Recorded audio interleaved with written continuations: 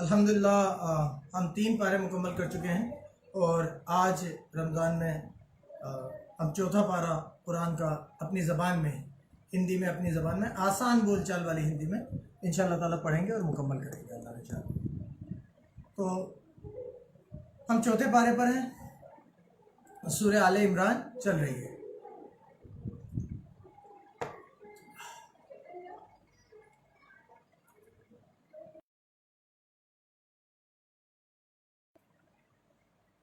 Live check कर लूँ कि आप लोगों का लाइव हो गया। हाँ चला गया। हम शुरू करते हैं। बिस्मिल्लाहिर्रहमानिर्रहीम। जब तक तुम उन चीज़ों में से जो तुम्हें के घर में दाखिल हुआ उसने अमन पा लिया, उसने जो शख्स इस मुबारक घर में दाखिल हुआ उसने अमन पा लिया और लोगों पर अल्लाह का हक यानी फ़र्ज़ है कि जो इस घर तक जाने की कुदरत रखे वे इसका हज करे, और जो इस हुक्म की तामील न करेगा तो अल्लाह भी दुनिया वालों से बेनियाज है। कहो कि ए अहले किताब, तुम अल्लाह की आयतों से क्यों कुफ्र करते हो, क्यों इनकार करते हो, और अल्लाह तुम्हारे सब अमाल से बाखबर है। कहो कि ए अहले किताब, तुम मोमिनों को अल्लाह के रास्ते से क्यों रोकते हो और बावजूद इसके कि तुम इसे जानते हो इसमें टेढ़ निकालते हो और अल्लाह तुम्हारे कामों से बेखबर नहीं। मोमिनों, अगर तुम अहले किताब के किसी फरीक का कहा मान लोगे तो वो तुम्हें ईमान लाने के बाद अल्लाह का इनकारी बना देंगे, और तुम किस तरह कुफ्र करोगे जब तुम अल्लाह की आयतें जब तुमको अल्लाह की आयतें पढ़ कर सुनाई जाती हैं और तुम में उसके पैगंबर मौजूद हैं, और जिसने अल्लाह की हिदायत की रस्सी को मजबूत पकड़ लिया वो सीधे रास्ते से लग गया। मोमिनों, अल्लाह से डरो जैसा कि उससे डरने का हक है, और मरना तो मुसलमान ही मरना, और सब मिलकर अल्लाह की हिदायत की रस्सी को मजबूत पकड़े रहना और अलग अलग न होना, और अल्लाह की उस मेहरबानी को याद करो जब तुम एक दूसरे के दुश्मन थे तो उसने तुम्हारे दिलों में उल्फत डाल दी और तुम उसकी मेहरबानी से भाई भाई हो गए, और आग के गड़े के किनारे तक पहुंच चुके थे तो अल्लाह ने तुमको इससे बचा लिया ताकि तुम हिदायत पाओ। और तुम में एक जमात ऐसी होनी चाहिए जो लोगों को नेकी की तरफ बुलाए और अच्छे काम करने का हुक्म दे और बुरे कामों से मना करे। यही लोग हैं जो निजात पाने वाले हैं, और उन लोगों की तरह ना होना जो अलग अलग हो गए और खुले हुक्मों के आने के बाद एक दूसरे से इख्तिलाफ करने लगे। ये वो लोग हैं जिनको क़यामत के दिन बड़ा अजाब होगा, जिस दिन बहुत से मुंह सफ़ेद होंगे और बहुत से मुंह स्याह। तो जिन लोगों के मुंह स्याह होंगे उनसे अल्लाह फरमाएगा, क्या तुम ईमान लाकर फिर अल्लाह के इनकारी हो गए थे? सो अब इस इनकार के बदले अल्लाह के इस इनकार के बदले अजाब के मज़े चखो। और जिन लोगों के मुंह सफ़ेद होंगे वे अल्लाह की रहमत के बागों में होंगे और उनमें हमेशा रहेंगे। ये अल्लाह की आयतें हैं जो हम तुमको सेहत के साथ पढ़ कर सुनाते हैं, और अल्लाह अहले आलम पर जुल्म नहीं करना चाहता, और जो कुछ आसमानों में है और जो कुछ ज़मीन में है सब अल्लाह ही का है, और सब कामों का रुजू और अंजाम अल्लाह ही की तरफ है। मोमिनों, जितनी उम्मतें यानी कौमें लोगों में पैदा हुई तुम उन सब पर बेहतर हो कि नेक काम करने को कहते हो और बुरे कामों से मना करते हो और अल्लाह पर ईमान रखते हो, और अगर अहले किताब भी ईमान ले आते तो उनके लिए बहुत अच्छा होता। इनमें ईमान लाने वाले भी हैं लेकिन थोड़े, और अक्सर नाफरमान हैं, और ये तुम्हें हल्की सी तकलीफ के अलावा कुछ नुकसान नहीं पहुंचा सकेंगे, और तुमसे लड़ेंगे तो पीठ फेर कर भाग जाएंगे और उनको मदद भी कहीं से नहीं मिलेगी। ये जहां नजर आएंगे जुल्लत को देखोगी कि उनसे चिपट रही है, अलावा इसके कि अल्लाह और मुसलमान लोगों की पनाह में आ जाए, और ये लोग अल्लाह के गज़ब में गिरफ्तार हैं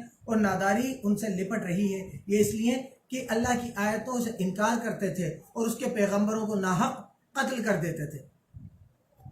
ये इसलिए कि नाफरमानी किए जाते थे और हद से बढ़े जाते थे। ये भी सब एक जैसे नहीं।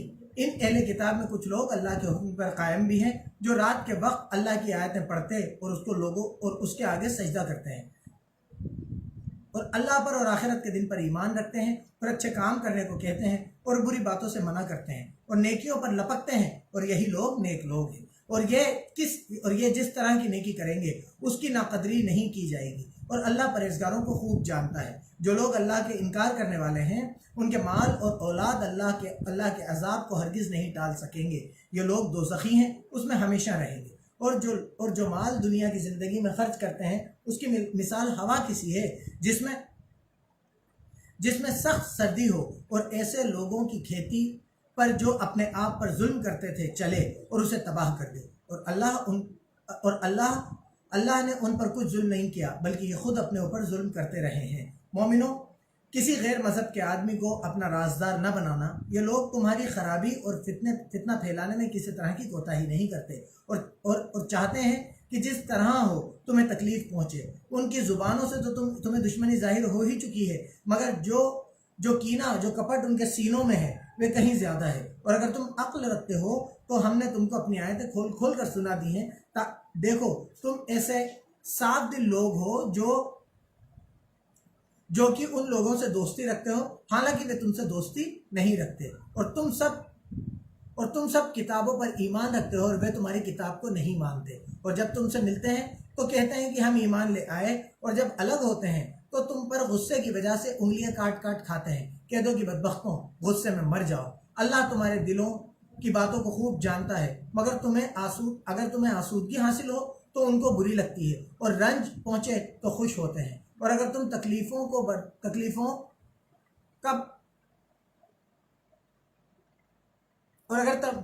کو برداشت کر اور ان سے کنارہ کشی کرتے رہو گے تو ان کا فریب تمہیں کچھ بھی نقصان نہ پہنچا سکے گا۔ یہ جو کچھ کرتے ہیں اللہ اس پر احاطہ کیے ہوئے ہیں۔ اور اس کو یاد کرو جب تم صبح کو اپنے گھر سے روانہ ہو کر ایمان والوں کو لڑائی کے لیے مورچوں پر موقع بے موقع تعینات کرنے لگے، اور اللہ سب کچھ سنتا اور جانتا ہے۔ اس وقت تم میں سے دو جماعتوں نے جی چھوڑ دینا چاہا، مگر اللہ ان کا مددگار تھا، اور مومنوں کو اللہ پر ہی بھروسہ رکھنا چاہیے۔ اور اللہ نے بدر کی لڑائی میں بھی تمہاری مدد کی تھی، اور اس وقت بھی تم بے سر و سامان تھے، بس اللہ سے ڈرو اور ان احسانوں کو یاد کرو تاکہ شکر کرو۔ جب تم مومنوں سے یہ کہہ کر ان کے دل بڑھا رہے تھے کہ یہ کافی نہیں کہ پروردگار 3000 فرشتے نازل کر تمہیں مدد دے، ہاں اگر دل کو مضبوط رکھو اور اللہ سے ڈرتے رہو، اور اللہ کے انکار کرنے والے تم پر جوش کے ساتھ یکایک حملہ کر دیں، اور پروردگار 5000 فرشتے تم پر جن پر نشان ہوں گے تمہاری مدد کو بھیجے گا۔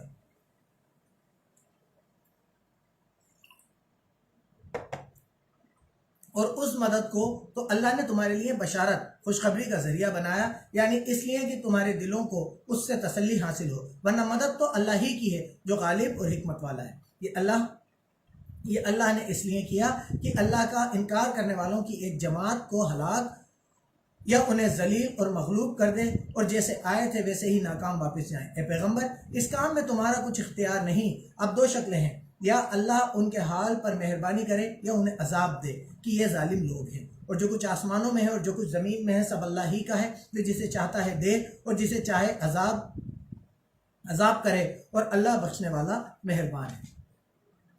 اے ایمان والوں، دو گنا اور چوگنا سود نہ کھاؤ، اور اللہ سے ڈرو تاکہ نجات حاصل کرو، اور دوزخ کی آگ سے بچو جو اللہ کے انکار کرنے والوں کے لیے تیار کی گئی ہے، اور اللہ اور اس کے رسول کی اطاعت کرو تاکہ تم پر رحمت کی جائے، اور اپنے پروردگار کی بخشش اور بہشت کی طرف لپکو جس کی چوڑائی آسمان اور زمین کے برابر ہے، اور اللہ سے ڈرنے والوں کے لیے، اور جو اللہ سے ڈرنے والوں کے لیے تیار کی گئی ہے۔ اور آسودگی اور تنگی میں اپنا مال اللہ کی راہ میں خرچ کرتے ہیں، اور جو آسودگی اور تنگی میں اپنا مال اللہ کی راہ میں خرچ کرتے ہیں اور غصے کو روکتے ہیں اور لوگوں کے قصور معاف کرتے ہیں، اور اللہ نیک لوگوں کو دوست رکھتا ہے۔ اور وہ کہ جب کوئی کھلا گناہ یا اپنے حق میں کوئی اور برائی کر بیٹھتے ہیں تو اللہ کو یاد کرتے ہیں اور اپنے گناہوں کی بخشش مانگتے ہیں، اور اللہ کے سوا گناہ بخش بھی کون سکتا ہے، اور جان بوجھ کر اپنے کاموں پر اڑے نہیں رہتے۔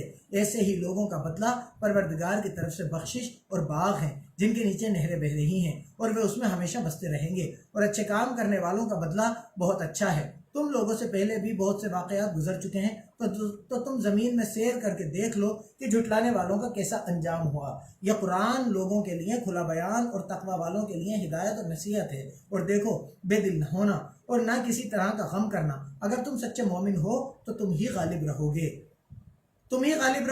اگر تم سچے مومن ہو۔ یہ بات بہت زیادہ سمجھنے والی بات ہے کہ غلبہ آپ کا ہوگا، لیکن اس کے لیے آپ کو سچا مومن ہونا ضروری ہے۔ اگر تمہیں ہار کھانے کا گھاؤ لگا ہے تو ان لوگوں کو بھی ایسا گھاؤ لگ چکا ہے، اور یہ دن ہے کہ ہم ان لوگوں کے دن ہے کہ ہم ان لوگوں میں بدلتے رہتے ہیں، اور اس سے یہ بھی مقصود تھا کہ اللہ ایمان والوں کو الگ کر دے اور تم میں سے گواہ بنائے، اور اللہ بے انصافوں کو پسند نہیں کرتا، اور یہ بھی مقصود تھا کہ اللہ ایمان والوں کو خالص مومن بنا دے اور اللہ کا انکار کرنے والوں کو نابود مطلب ختم کر دے۔ کیا تم یہ سمجھتے ہو کہ بے آزمائش جنت میں جا داخل ہوگے، حالانکہ ابھی اللہ نے تم پر جہاد کرنے والوں کو تو اچھی طرح معلوم کیا ہی نہیں، اور یہ بھی مقصد ہے کہ وہ ثابت قدم رہنے والوں کو معلوم کر لے۔ اب اللہ تعالیٰ فرما رہا ہے کہ کیا تمہیں لگتا ہے کہ تم یوں ہی جنت میں داخل ہو جاؤ گے، جبکہ اللہ نے تم میں کون مضبوط ہے، تم میں کون ثابت قدم ہے، تم میں کون اللہ کی راہ میں جد و جہد کرنے والا ہے، اسے معلوم کیا نہیں ہے۔ اللہ آزمائش لیتا ہے، اگر آپ کو جنت چاہیے تو آپ کو آزمائش دینی پڑے گی، اور تم موت شہادت کے آنے سے پہلے اس کی تمنا کیا کرتے تھے، سو تم نے اس کو آنکھوں سے دیکھ لیا، اور محمد صلی اللہ علیہ وسلم تو صرف اللہ کے پیغمبر ہیں، ان سے پہلے بھی بہت سے پیغمبر ہو گزرے ہیں، بھلا اگر وہ مر جائیں یا مارے جائیں تو تم الٹے پاؤں پھر جاؤ گے، یعنی دین سے پھر جاؤ گے، تو جو الٹے پاؤں پھر جائے گا تو اللہ کا کچھ نقصان نہیں کر سکے گا، اور اللہ شکر گزاروں کو بڑا ثواب دے گا۔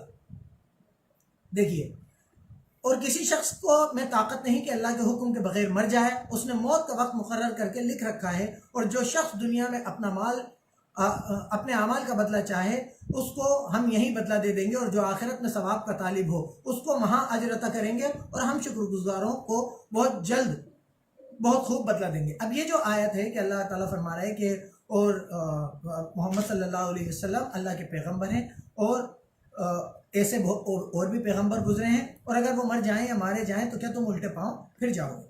اللہ کے نبی کا جب انتقال ہوا تو حضرت عمر اپنی تلوار کھینچ کے اور کھڑے ہو گئے، اور انہوں نے کہا کہ جو بھی یہ کہے گا کہ اللہ کے نبی کا انتقال ہو گیا، اللہ کے نبی اس دنیا میں نہیں رہے، تو میں اس کی گردن سر سے دھڑ سے الگ کر دوں گا۔ تو وہ ماننے کو تیار نہیں تھے کہ اللہ کے نبی کا انتقال ہو گیا۔ تو حضرت ابوبکر صدیق آئے، اور حضرت ابوبکر صدیق اللہ تعالیٰ عنہ نے یہ آیتیں پڑھی، تو پھر حضرت عمر نے یہ مانا کہ ہاں اللہ کے نبی کا انتقال ہو چکا ہے، اور پھر ان کے تدفین کی جو کارروائی تھی وہ شروع ہوئی۔ اور بہت سے نبی ہوئے ہیں جن کے ساتھ ہو کر اکثر اللہ والے اللہ کے دشمنوں سے لڑے ہیں، تو جو مصیبتیں ان پر اللہ کی راہ میں واقع ہوئیں ان کی وجہ سے انہوں نے نہ تو ہمت ہاری اور نہ ہی بزدلی کی، نہ اللہ کے انکار کرنے والوں سے دبے، اور اللہ جماؤ رکھنے والوں کو دوست رکھتا ہے۔ اب اللہ تعالیٰ فرما رہا ہے کہ ایسی جنگیں، ایسی لڑائیاں اللہ کے معاملات کے لیے، دین کے لیے اور بھی ہوئی ہیں، اور لیکن جو اللہ والے تھے وہ لڑے تھے، وہ نہ تو انہوں نے بزدلی دکھی، نہ ہمت ہاری، نہ ہی وہ دبے۔ تو ہمیں بھی یہ بات سمجھنا چاہیے کہ کیسا بھی وقت آئے، کیسی بھی مشکل آئے، ہمیں بزدلی نہیں دکھانا چاہیے، ہمیں ہمت نہیں ہارنی چاہیے، نہ ہمیں دبنا چاہیے، ہمیں مضبوطی سے حق اور انصاف کے لیے کھڑے رہنا چاہیے۔ اس حالت میں ان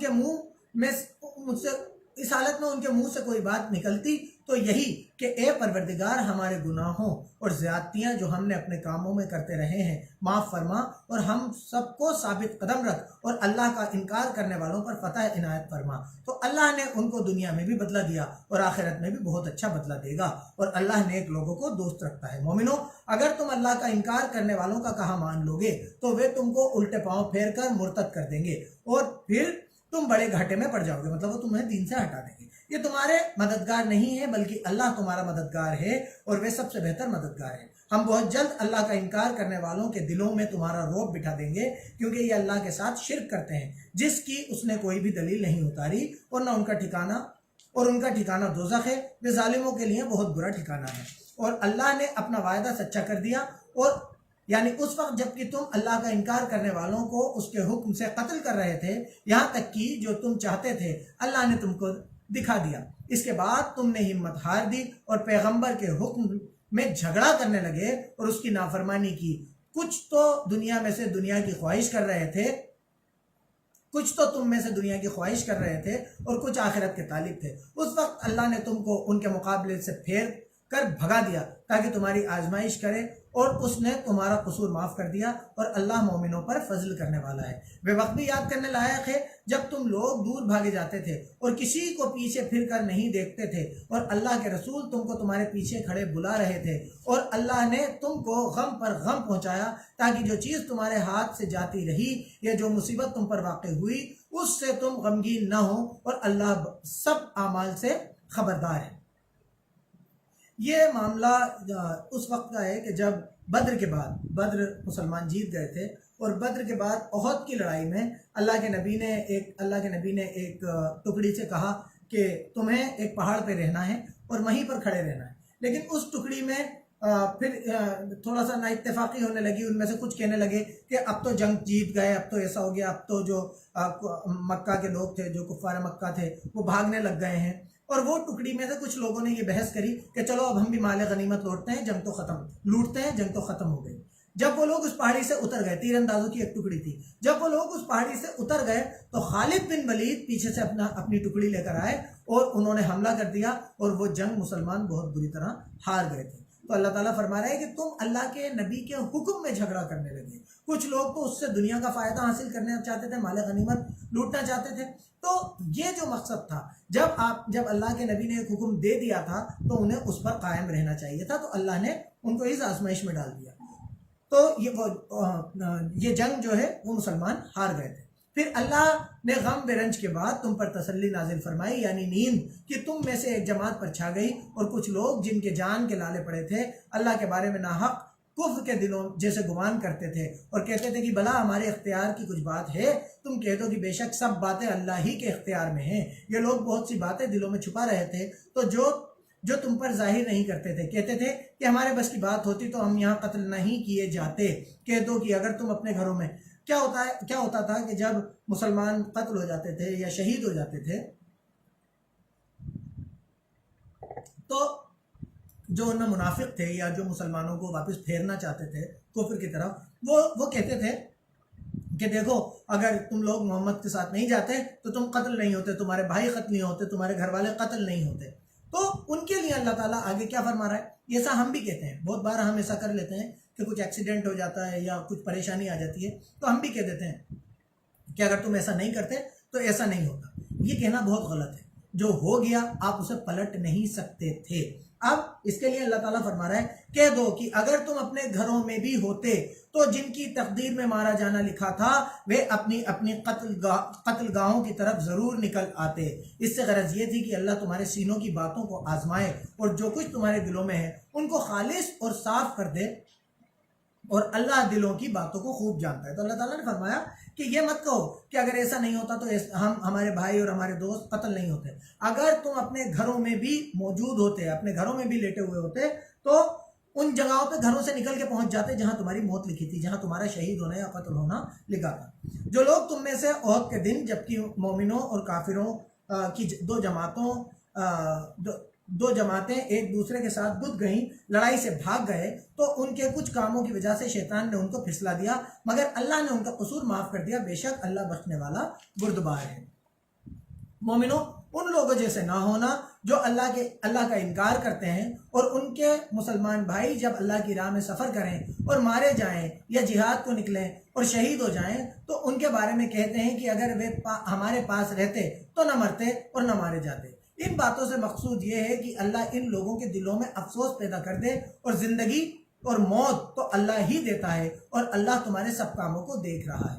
آپ کو موت کے لیے مطلب میں یہ آپ لوگوں سے کہنا چاہتا ہوں کہ اللہ تعالیٰ فرما رہا ہے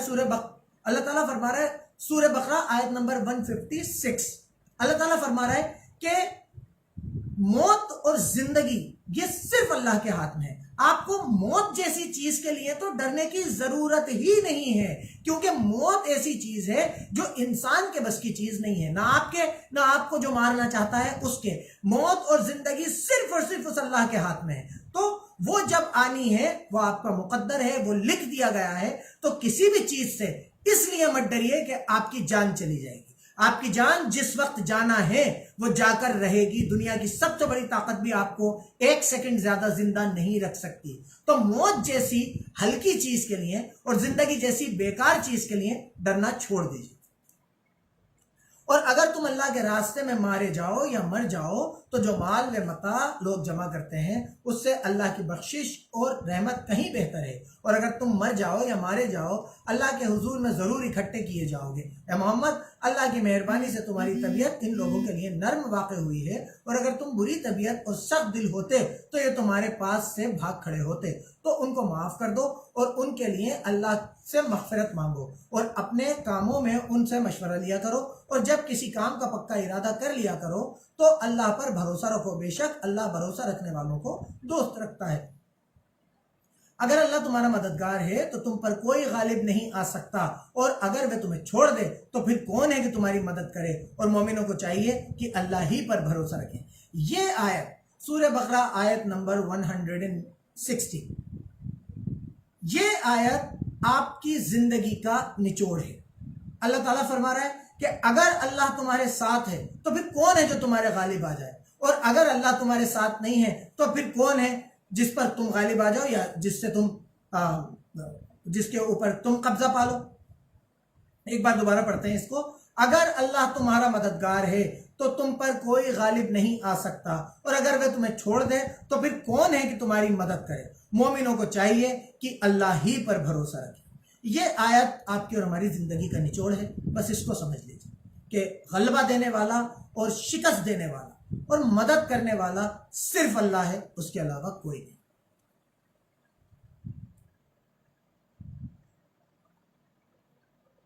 تو پھر کون ہے کہ تمہاری مدد کرے، اور مومنوں کو چاہیے کہ اللہ ہی پر بھروسہ رکھیں، اور کبھی نہیں ہو سکتا کہ اللہ کے پیغمبر خیانت کریں، اور خیانت کرنے والوں کو قیامت کے دن خیانت کی ہوئی چیز اللہ کے سامنے لا حاضر کرنی ہوگی، پھر ہر شخص کو اس کے اعمال کا پورا پورا بدلہ دیا جائے گا، اور بے انصافی نہیں کی جائے گی۔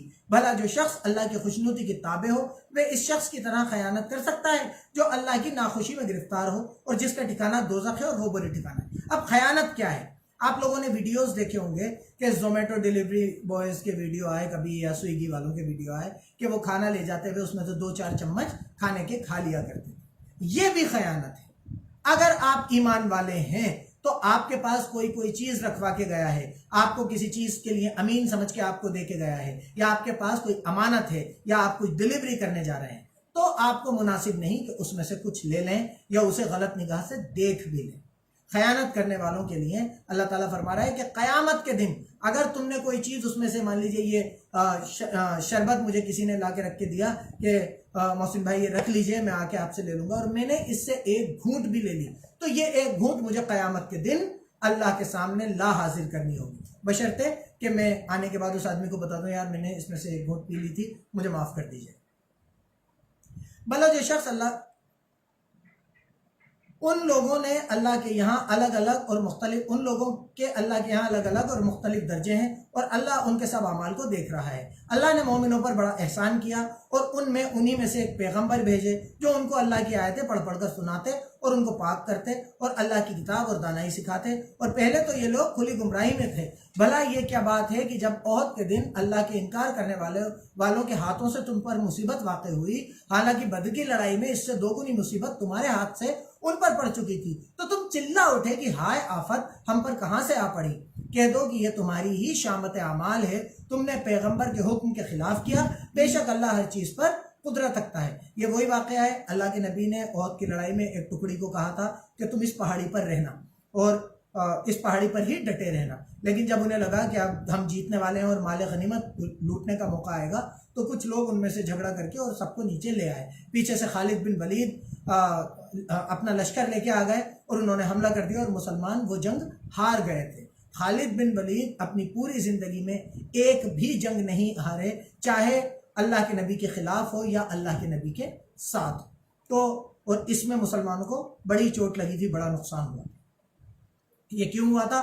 اللہ تعالیٰ فرماتا ہے کہ یہ تمہاری ہی اعمال کی شامت ہے، تم نے اللہ کے نبی کے حکم کے خلاف کیا تو تمہارے اوپر وہ شامت آ پہنچی۔ اب آپ یہ سوچئے کہ ہم جو اپنی 24 گھنٹے کی زندگی میں اللہ کے نبی کے حکموں کے خلاف کرتے رہتے ہیں تو ہمارے اوپر شامت کیوں نہیں ہے؟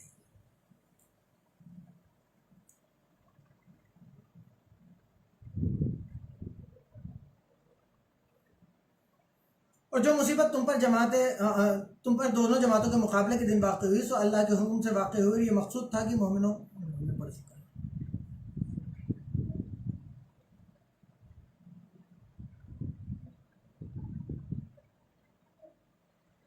قدرت ہے۔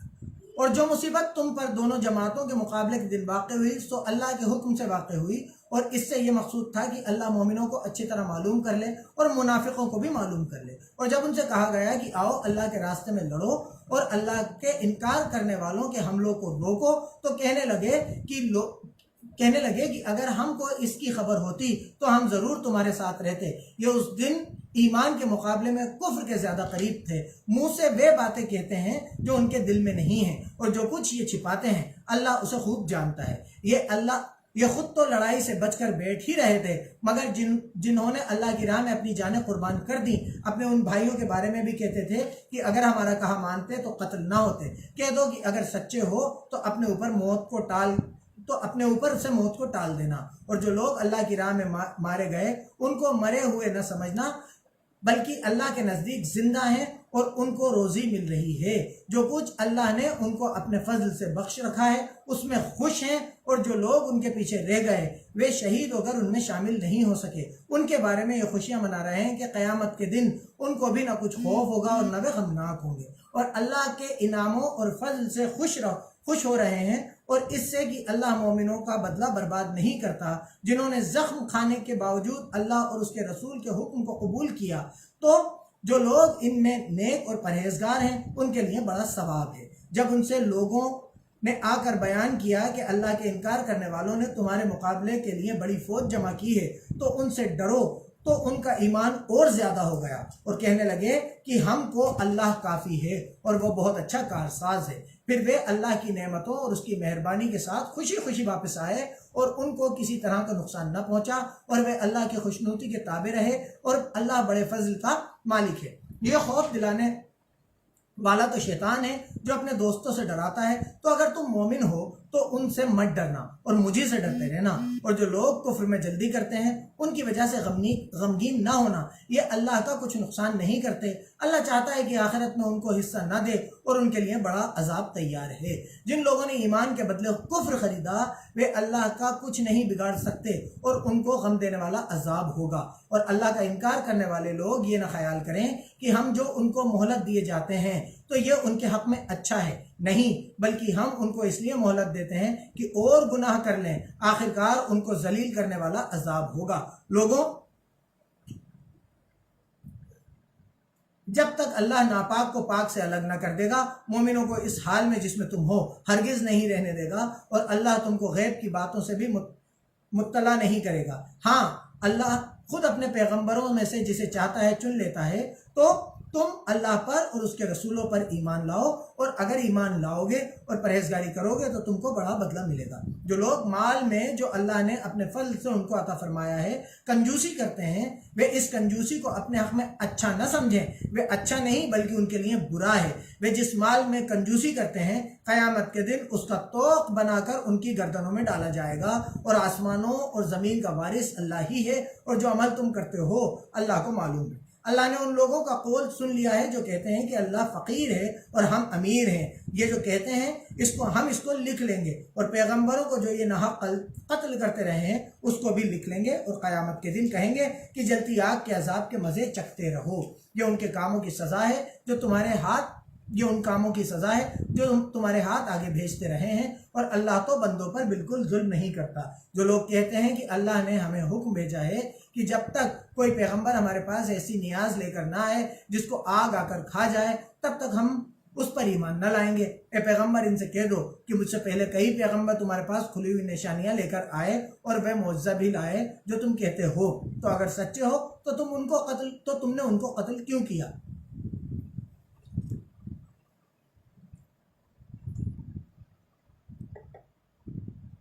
پھر اگر یہ لوگ تم کو سچا نہ سمجھیں تو تم سے پہلے بہت سے پیغمبر کھلی ہوئی نشانیاں اور صحیفے اور روشن کتابیں لے کر آ چکے ہیں، اور لوگوں نے ان کو بھی سچا نہیں سمجھا۔ ہر جان کو موت کا مزہ چکھنا ہے، اور تم کو قیامت کے دن تمہارے اعمال کا پورا پورا بدلہ دیا جائے گا۔ تو جو شخص جہنم کی آگ سے دور رکھا گیا اور بہشت میں داخل کیا گیا وہ مراد کو پہنچ گیا، جنت میں داخل کیا گیا وہ مراد کو اپنے مقصد کو پہنچ گیا۔ اور دنیا کی زندگی تو دھوکے کا سامان ہے۔ اے ایمان والوں، تمہارے مال و جان میں تمہاری آزمائش کی جائے گی، اور تم اہل کتاب سے اور ان لوگوں سے جو مشرک ہیں بہت سی تکلیف کی باتیں سنو گے، تو اگر صبر اور پرہیزگاری کرتے رہو گے تو یہ بڑی حکمت کا کام ہے۔ اللہ تعالیٰ مومنوں کو بار بار بتا رہا ہے کہ تمہاری آزمائش ہوگی، یہ بار بار بتا رہا ہے۔ اب ہمیں یہ دیکھنا ہے کہ کیا ہم نے ابھی تک کوئی آزمائش دی ہے۔ ہمیں اپنے ایمان کو بار بار چیک کرنا ہے۔ ہمیں اللہ کے لیے آزمائشوں سے گھبرانا نہیں چاہیے۔ اور جب اللہ نے ان لوگوں سے جن کو کتاب عنایت کی گئی تھی اقرار لیا کہ جو کچھ اس میں لکھا ہے اس میں صاف صاف بیان کرتے رہنا اور اس کی کسی بات کو نہ چھپانا، تو انہوں نے اس کو پیٹھ پیچھے ڈال دیا اور اس کے بدلے تھوڑی سی قیمت حاصل کی۔ یہ جو کچھ حاصل کرتے ہیں برا ہے۔ جو لوگ اپنے ناپسند کاموں سے خوش ہوتے ہیں اور پسندیدہ کام جو کرتے نہیں ان کے لیے چاہتے ہیں کہ ان کی تعریف کی جائے، ان کے بارے میں خیال نہ کرنا کہ وہ عذاب سے رستگار ہو جائیں گے اور انہیں درد دینے والا عذاب ہوگا۔ اور آسمانوں اور زمین کی بادشاہی اللہ ہی کی ہے اور اللہ ہر چیز پر قادر ہے۔ بے شک آسمانوں اور زمین کی پیدائش اور رات دن کو بدل بدل کر آنے جانے میں عقل والوں کے لیے نشانیاں ہیں، جو کھڑے اور بیٹھے اور لیٹے ہر حال میں اللہ کو یاد کرتے اور آسمان اور زمین کی پیدائش میں غور کرتے اور کہتے ہیں کہ پروردگار تو نے اس مخلوق کو بے فائدہ نہیں پیدا کیا، تو پاک ہے، تو قیامت کے دن ہمیں دوزخ کے عذاب سے بچانا۔ اے پروردگار، جس کو تو نے دوزخ میں ڈالا اسے رسوا کیا اور ظالموں کا کوئی مددگار نہیں۔ اے پروردگار، ہم نے ایک پکارنے والے کو سنا کہ ایمان کے لیے پکار رہا تھا، یعنی اپنے پروردگار پر ایمان لاؤ، تو ہم ایمان لے آئے۔ اے پروردگار، ہمارے گناہ معاف فرما اور ہماری برائیوں کو ہم سے دور کر اور ہم کو دنیا کے نیک بندوں کے ساتھ اٹھا۔ اے پروردگار، تو نے جن جن چیزوں کے ہم سے اپنے پیغمبروں کے ذریعے سے وعدے کیے ہیں وہ ہمیں عطا فرما اور قیامت کے دن ہمیں رسوا نہ کرنا۔ کچھ شک نہیں کہ تو وعدے کے خلاف نہیں کرتا۔ تو ان کے پروردگار نے ان کی دعا قبول کر لی اور فرمایا کہ میں کسی عمل کرنے والے کے عمل مرد ہو یا عورت ضائع نہیں کرتا۔ تم ایک دوسرے کی جنس ہو، تو جو لوگ میرے لیے وطن چھوڑ گئے اور اپنے گھروں سے نکالے گئے اور ستائے گئے اور لڑے اور قتل کیے گئے، میں ان کے گناہ دور کر دوں گا اور ان کو بہشتوں میں داخل کروں گا اور جن کے نیچے نہریں بہہ رہی ہیں۔ اللہ کے یہاں سے یہ بدلہ ہے اور اللہ کے یہاں اچھا بدلہ ہے۔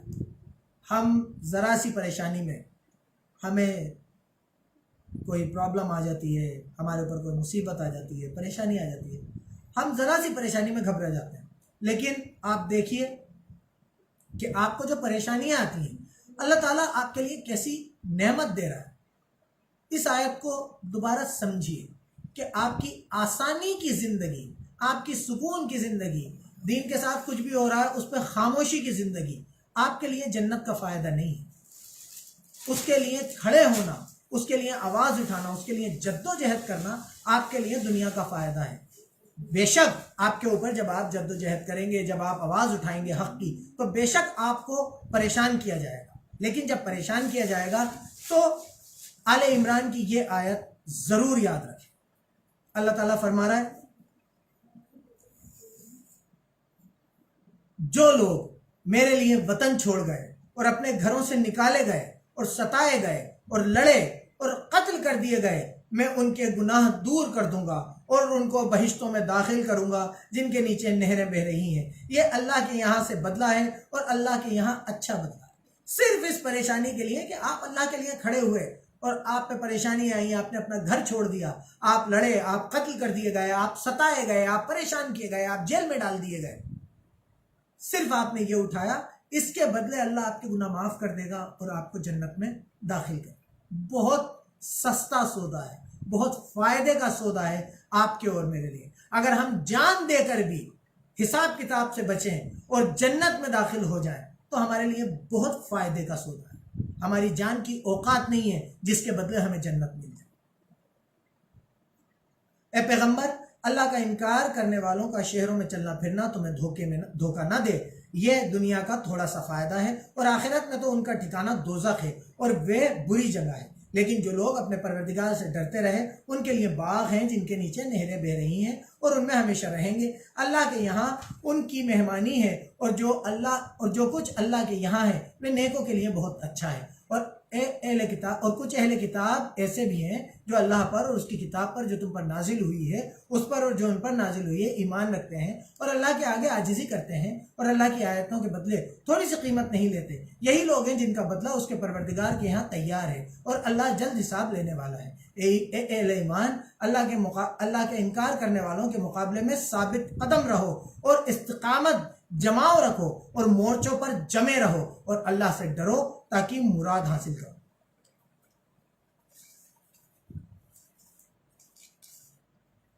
یہ الحمدللہ سورہ آل عمران مکمل ہو گئی. اس سے پہلے ایک آیت کے بارے میں بتا رہا تھا تو میرے منہ سے شاید اللہ نے سورہ بقرہ نکلوا دیا تھا, تو میں معذرت چاہتا ہوں. ہم آل عمران پڑھ رہے تھے تو وہ آل عمران ہے, ذرا اسے کریکٹ کر لیجیے گا. اب ہم چوتھی سورت پر آ گئے. ہمارا چوتھا پارہ چل رہا ہے سورہ نساء. سورہ نساء بہت زیادہ امپورٹنٹ سورت ہے, اس کو غور سے سنیے. بسم اللہ الرحمن الرحیم. لوگوں اپنے پروردگار سے ڈرو جس نے تم کو ایک شخص سے پیدا کیا, یعنی پہلے اس سے اس کا جوڑا بنایا, پھر ان دونوں سے کثرت سے مرد و عورت پیدا کر کے زمین پر پھیلا دیے, اور اللہ سے جس کے نام کو تم ضرورت پوری کرنے کا ذریعہ بناتے ہو ڈرو. اب ایک بات بتائیے, بس یہی آپ کو اور ہمیں سمجھنا ہے کہ ضرورت پوری کرنے کا ذریعہ کس کو بنانا ہے.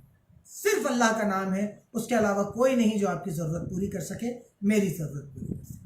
تو اس بات کو سمجھ لیجئے, ضرورت پوری کرنے والی ذات, مشکل سے نکالنے والی ذات, مصیبت سے نکالنے والی ذات, رنج اور تکلیف سے نکالنے والی ذات صرف اللہ کی. تو اسی کے نام کو ذریعہ بنایا ہے. تم ضرورت پوری کرنے کا ذریعہ بناتے ہو, ڈرو, رشتہ داری کاٹ دینے سے بچو. اب یہ ہمارے بیچ میں بہت عام سی بات ہو گئی کہ ذرا سی کوئی بات ہمارے رشتہ داروں میں آپس میں ہوتی ہے اور ہم کہہ دیتے ہیں ہاں آج کے بعد نہیں ملنا, چھوڑ دیا. یہ بہت آسان ہے, انسانی فطرت کے حساب سے چھوڑ دینا تو بہت آسان ہے. مشکل ہے اللہ کے حکم کی وجہ سے اسے بنائے رکھنا. ایک حدیث میں اوتھینٹک حدیث ہی آپ کے ساتھ شیئر کرتا ہوں. تو اللہ کے نبی کے پاس ایک صحابی آیا, فرمایا یا رسول اللہ میں اپنے رشتہ داروں کے ساتھ بہترین سلوک کرتا ہوں لیکن وہ میرے ساتھ بدترین سلوک کرتے ہیں, میں کیا کروں؟ میں بار بار بہترین سلوک کرتا ہوں, وہ بار بار بدترین سلوک کرتے ہیں, میں کیا کروں؟ اللہ کے نبی نے فرمایا تم جیسا کرتے ہو ویسا کرتے رہو, قیامت کے دن ان لوگوں کے چہرے سیاہ ہوں گے اور تمہارا چہرہ روشن چمکتا ہوا ہوگا.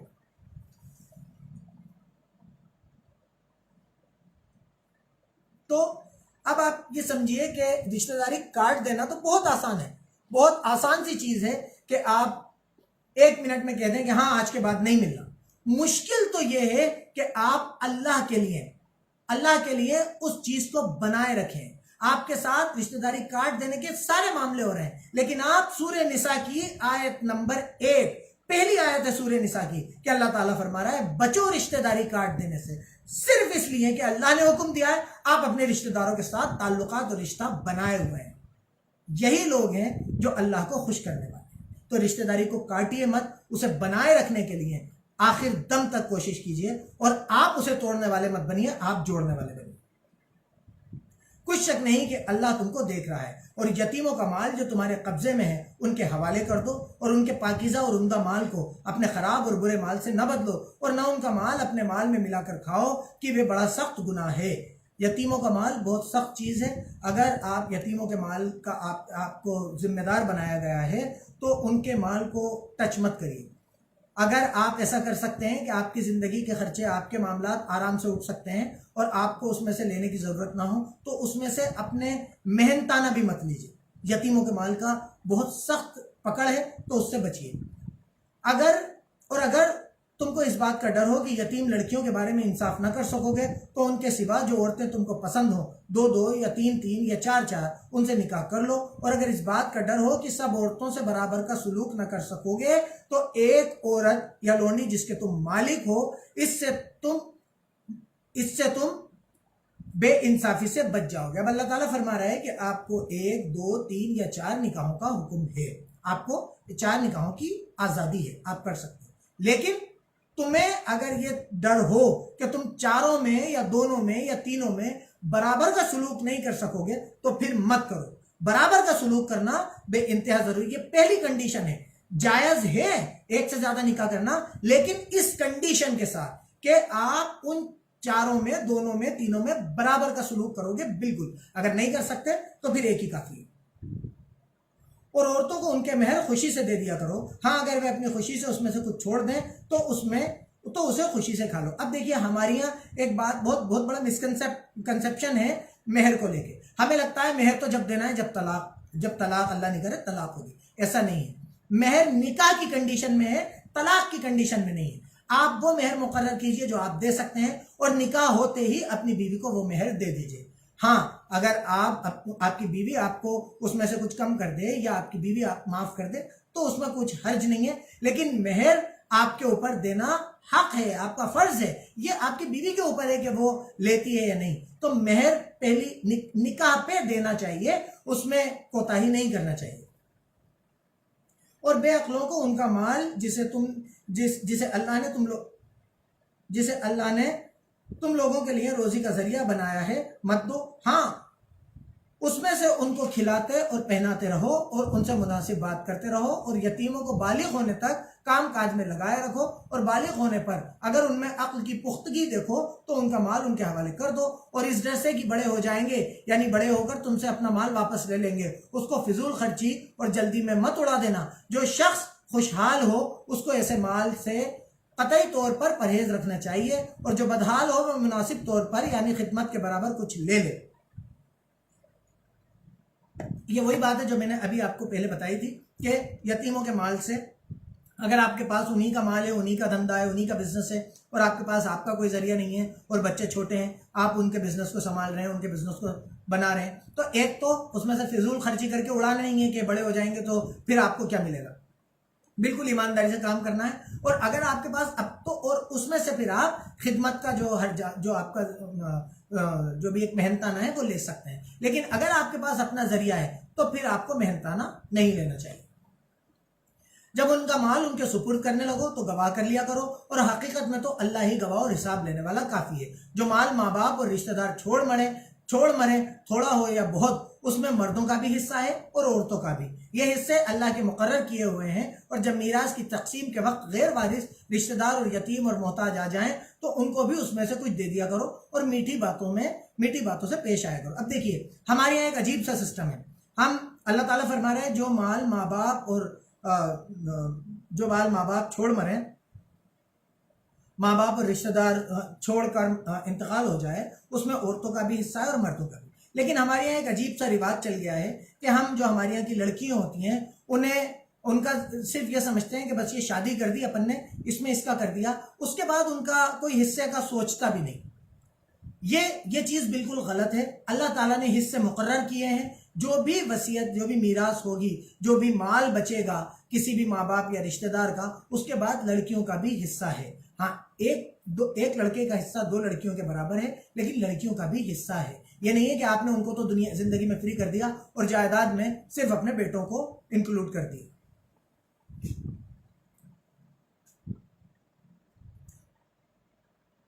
और ऐसे लोगों को डरना चाहिए जो ऐसी हालत में हो कि अपने बाद नन्हे बच्चे छोड़ जाएं, और उनको उनके बारे में डर हो कि उनके मरने के बाद इन बेचारों का क्या हाल होगा। बस चाहिए कि ये लोग अल्लाह से डरें और माकूल बात कहें। जो लोग यतीमों का माल नाजायज तौर पर खाते हैं वे अपने पेट में आग भरते हैं और दोज़ख में डाले जाएंगे। अब देखिए, आप बहुत ईमान वाले हैं, लेकिन अल्लाह ताला फरमा रहा है जो लोग यतीमों का माल नाजायज तौर पर खाते हैं, अब मैं तो 24 घंटे नमाज पढ़ रहा हूँ, रोज़ा रख रहा हूँ, इबादत कर रहा हूँ, सब कर रहा हूँ, लेकिन मैं यतीमों का माल खा गया, तो अल्लाह ताला फरमा रहा है कि वो दोज़ख में डाले जाएंगे। ये तय बात है, ये कुरान है, ये मैं नहीं कह रहा।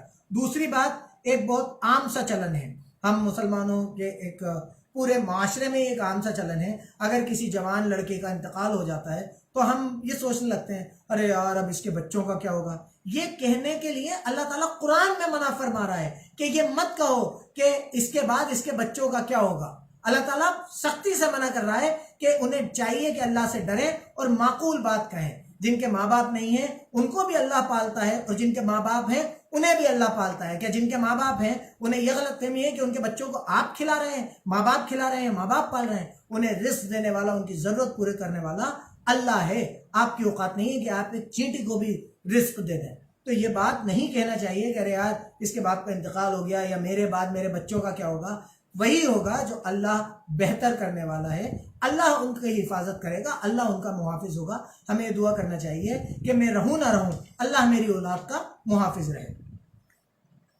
اللہ تمہاری اولاد کے بارے میں تم کو ارشاد فرماتا ہے کہ اب یہاں پر حصے آ گئے. جن لوگوں کو میتھس اچھی آتی ہے وہ اس آیت کو اچھے سے سمجھ سکتے ہیں اور ایلیبریٹ کر سکتے ہیں. میں آپ کو بس سیدھے سیدھے بتا پاؤں گا کیونکہ میری میتھس اتنی اچھی نہیں ہے, بلکہ اچھی نہیں ہے مطلب میری میتھس بری ہے. اللہ تمہاری اولاد کے بارے میں تم کو ارشاد فرماتا ہے کہ ایک لڑکے کا حصہ 2 لڑکیوں کے حصے کے برابر ہے, اور اگر مرنے والے کی اولاد صرف لڑکیاں ہوں یعنی 2 یا 2 سے زیادہ تو کل ترکے میں ان کا 2/3 حصہ ہوگا. اور اگر صرف ایک لڑکی ہو تو اس کا حصہ آدھا ہوگا, اور میت کے ماں باپ یعنی دونوں میں ہر ایک کا ترکے میں 6واں حصہ ہوگا, بشرطے کہ میت کے اولاد ہو.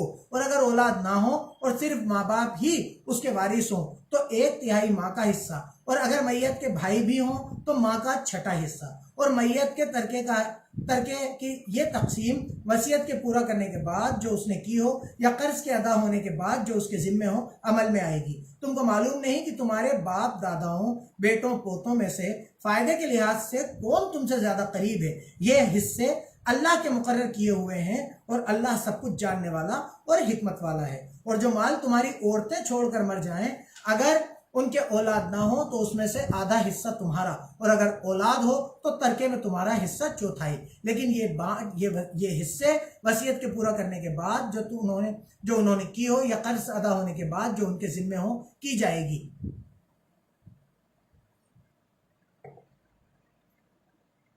اور جو مال تم مرد چھوڑ مرو اگر تمہارے اولاد نہ ہو تو تمہاری عورتوں کا اس میں 1/4 حصہ, اور اگر اولاد ہو تو ان کا 8واں حصہ. یہ حصے تمہاری وصیت کے پورا کرنے کے بعد جو تم نے کی ہو اور قرض کے ادا ہونے کے بعد بانٹے جائیں گے. اور اگر ایسے مرد یا عورت کی میراث ہو جس کے نہ باپ ہو نہ بیٹا مگر اس کے بھائی یا بہن ہوں تو ان میں سے ہر ایک کا 6واں حصہ, اور اگر ایک سے زیادہ ہوں تو سب 1/3 میں شریک ہوں گے. یہ حصے بھی وصیت کے اور قرض کے ادا ہونے کے بعد ہوں گے, بشرطے کہ ان سے میت نے کسی کا نقصان نہ کیا ہو. تقسیم کیے جائیں گے. یہ اللہ کا فرمان ہے اور اللہ نہایت علم والا اور نہایت حلم والا ہے. یہ تمام حکم اللہ کی حدیں ہیں, اور جو آدمی اللہ اور اس کے پیغمبر کی فرمانبرداری کرے گا اللہ اس کو جنتوں میں داخل کرے گا جن میں نہریں بہہ رہی ہیں, وہ ان میں ہمیشہ رہیں گے اور یہ بڑی کامیابی ہے. اور جو اللہ اور اس کے رسول کی نافرمانی کرے گا اور اس کی حدوں سے نکل جائے گا اس کو اللہ دوزخ میں ڈالے گا جہاں وہ ہمیشہ رہے گا اور اس کو ذلت کا عذاب ہوگا. مسلمانوں, تمہاری عورتوں میں سے جو بدکرداری کر بیٹھے ہیں ان پر اپنے لوگوں میں 4 آدمیوں کی گواہی دو. اب دیکھیے یہ آیتیں ہمارے جو نوجوان لڑکے ہیں, جو کالج گوئنگ اسٹوڈنٹس ہیں یا یوتھس ہیں, ان کے لیے بہت زیادہ سمجھنے کی ضرورت ہے, اور ہم گھریلو آدمیوں کے لیے بھی یا عورتوں کے لیے بھی سمجھنے کی بے انتہا ضرورت ہے. ہم بڑی آسانی سے جو کالج گوئنگ اسٹوڈنٹس ہوتے ہیں یا جو لڑکے ہوتے ہیں اپنے گروپس میں بیٹھتے ہیں, بڑی آسانی سے کسی بھی لڑکی کے لیے کہہ دیتے ہیں ارے وہ تو ایسی ہے, ارے وہ تو ویسی ہے, ارے وہ تو چالو ہے, ارے وہ تو کریکٹر لیس ہے. اس چیز کو یہ بہت سخت بات ہے.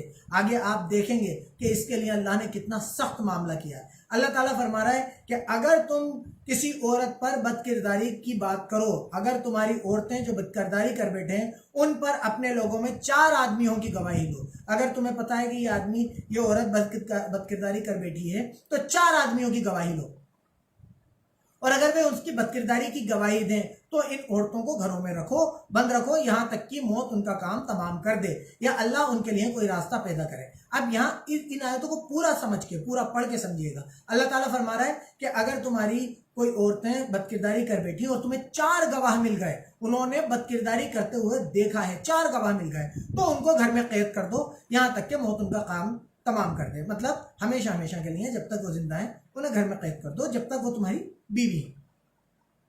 اور جو مرد تم میں سے بیوی ہیں یا تمہارے قبضے میں ہیں, اور جو مرد تم میں سے بدکرداری کریں تو ان کو ایذا دو.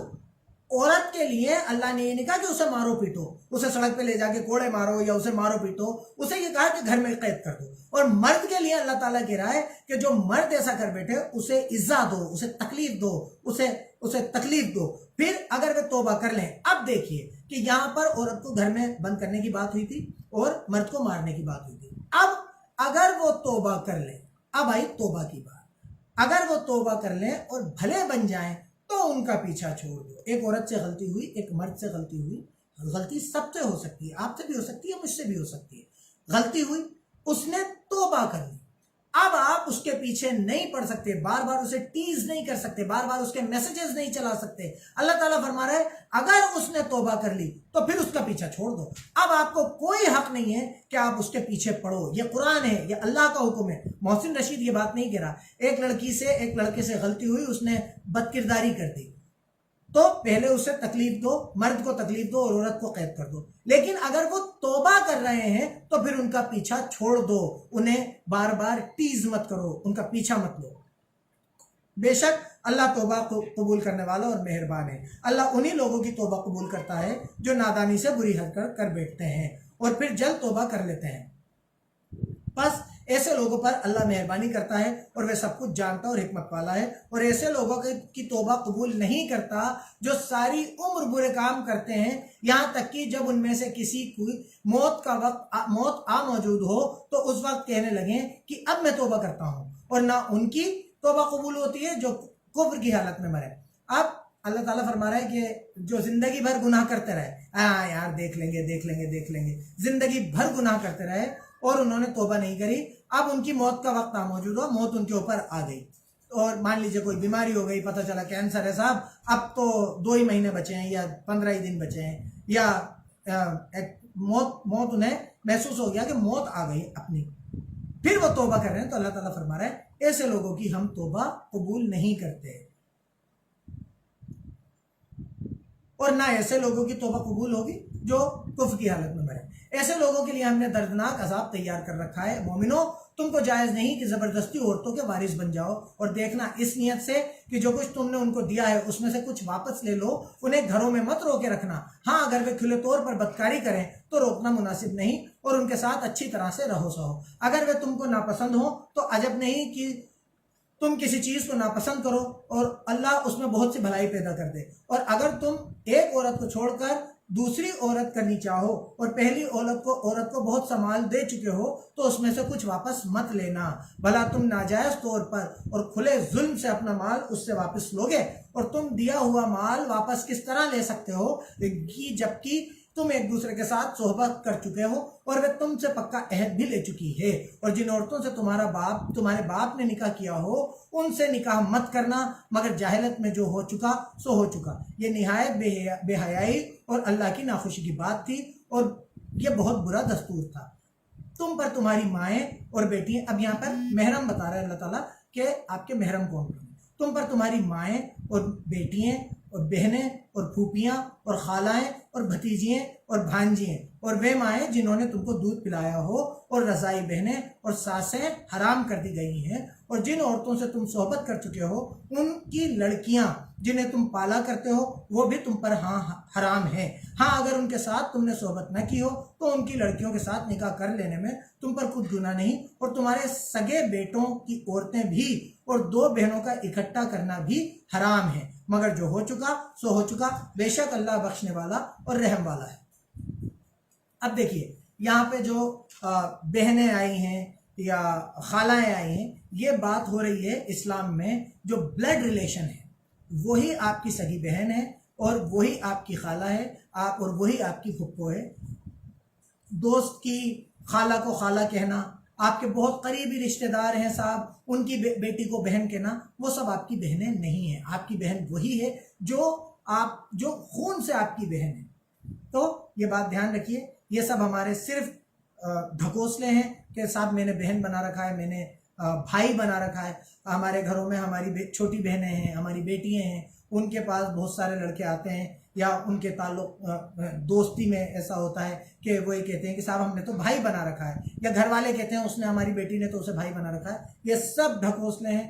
بھائی صرف وہ ہوتا ہے جو ایک باپ یا ایک ماں سے پیدا ہوں یا جو اللہ نے ڈکلیئر کیے ہیں. اس کے علاوہ خون کے علاوہ کوئی بھائی اور کوئی بہن نہیں ہوتا. یہ سب فرضی باتیں ہیں, یہ سب شیطان کی باتیں ہیں. الحمدللہ ہمارا 5واں پارہ آج مکمل ہوا, اور اللہ نے چاہا تو ہم اسے کمپلیٹ کرتے رہیں گے. میں کچھ کمنٹس دیکھ رہا تھا کہ اگر اس میں کچھ سوال آئے ہوں تو باقی آپ اللہ سے دعا کریے کہ اللہ تعالیٰ ہمیں اسے بہتر سمجھنے کی توفیق عطا فرمائے. اگر مجھ سے اس کے پڑھنے میں کچھ بتانے میں ویسے تو میں قرآن کے علاوہ کوئی بات کرتا نہیں ہوں، لیکن کوئی اس کا پس منظر بتانے میں یا کوئی ڈیٹیل بتانے میں اگر غلطی ہو تو دعا کریے گا اللہ تعالیٰ مجھے بھی معاف فرمائے.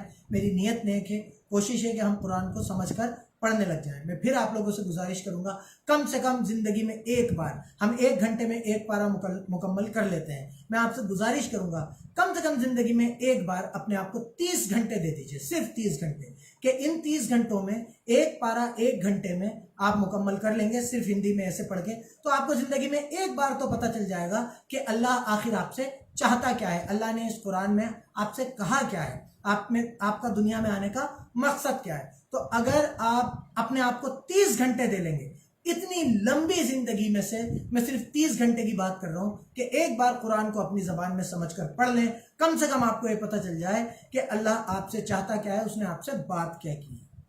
اور اس کے بعد آپ کی زندگی کو دیکھنے کا، آپ کی دنیا کو دیکھنے کا نظریہ بالکل الگ ہو جائے گا. دنیا کے سارے پردے آپ کی نظر سے ہٹ جائیں گے. آپ کو زندگی اور آپ کی دنیا اور آپ کی زندگی بہت آسان اور شفاف نظر آئے گی. آپ کے فیصلے لینے کے طریقے بدل جائیں گے، آپ کو دنیا کو ہینڈل کرنے کے طریقے بدل جائیں گے. بہت کچھ چینجز آپ کی زندگی میں انشاءاللہ آئیں گے. ایک بار اس کتاب کو، قرآن مجید کو اپنی زبان میں ضرور پڑھیں. بہت بہت شکریہ. السلام علیکم ورحمۃ اللہ.